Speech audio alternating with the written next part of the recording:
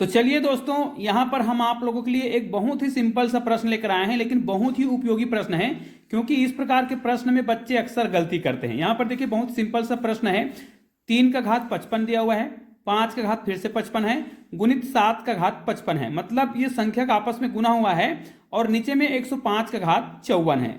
अब इसका उत्तर क्या होगा? यहां पर मैंने 4 ऑप्शन लिख रखा है। ऑप्शन ए में यहां पर देखिए आपको संख्या दिखाई दे रहा है, ऑप्शन बी में मैंने लिख रखा है 105, उसी प्रकार ऑप्शन सी में लिख रखे हैं, है ना। और यहां पर ये ऑप्शन डी होना चाहिए, है ना, ये डी है, ऑप्शन डी है। तो इस ऑप्शन डी में 105 का घात 5 है। अब 4 ऑप्शन आपके सामने हैं, चारों में से कौन सा ऑप्शन आपको सही लग रहा है कमेंट करके जरूर बताइएगा। हालांकि इस प्रकार के प्रश्नों को बनाने के लिए सूत्र की आवश्यकता होती है।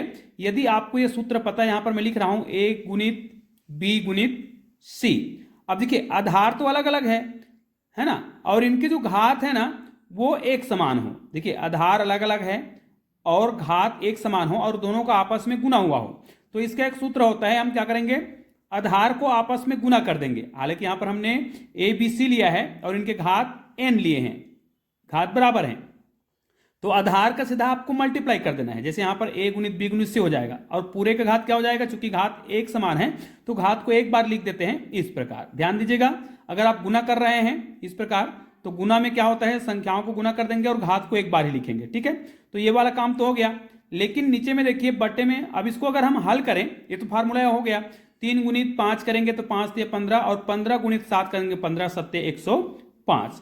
तो यहां पर आपको क्या करना है, इस सूत्र के माध्यम से 105 लिख देंगे, ये देखिए, और पूरे का घात कितना हो गया है 55। अब देखिए पहला स्टेप हमारा हल हो गया है, लेकिन भाई नीचे में देखिए, अब नीचे को हमें हल करना पड़ेगा, ठीक है। हमने घात बराबर था तो उसको एक बार लिख दिया, कोई दिक्कत नहीं है, ऐसा नियम है। अब नीचे को हल करने से पहले हमें क्या करना होगा, एक और सूत्र जो होता है उसको आपको बताना पड़ेगा। ध्यान दीजिएगा, 105 का घात यहां पर 54 है, ठीक है। अब हमें एक और सूत्र लिखना पड़ेगा। जैसे हमको पता है यदि आधार समान है, अब देखिए 105 और 105 दोनों आधार समान है, तो यहां पर हम आधार लेते हैं ए और घात को हम अलग अलग लेते हैं। जैसे ऊपर में हमने घात एम लिया है तो नीचे में हम क्या ले लेते हैं, एन ले लेते हैं। अब देखिए आधार तो समान है लेकिन घात अलग अलग है, और यदि उनके बीच भाग हो रहा हो तो क्या होता है, हम जो घात है उसको घटा देते हैं, मतलब आधार को एक बार लिखेंगे और घात को घटा देंगे इस प्रकार।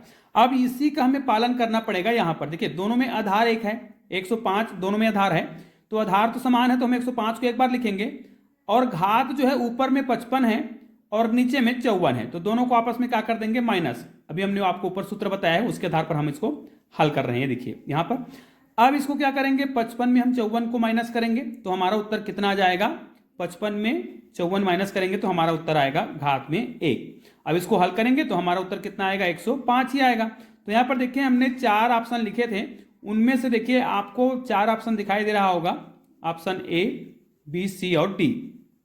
तो डी वाला ऑप्शन तो बिल्कुल गलत है, क्योंकि हमारा उत्तर आया 105। ये भी गलत हो गया, ये भी गलत हो गया, और ये वाला ऑप्शन सही है। तो निश्चित रूप से यह वीडियो बहुत ही छोटा सा है लेकिन बहुत ही उपयोगी वीडियो है, तो इस वीडियो को आप लोग अधिक से अधिक शेयर जरूर करिएगा। चलिए दोस्तों, मिलते हैं एक और बेहतरीन वीडियो के साथ, तब तक के लिए जय हिंद जय भारत।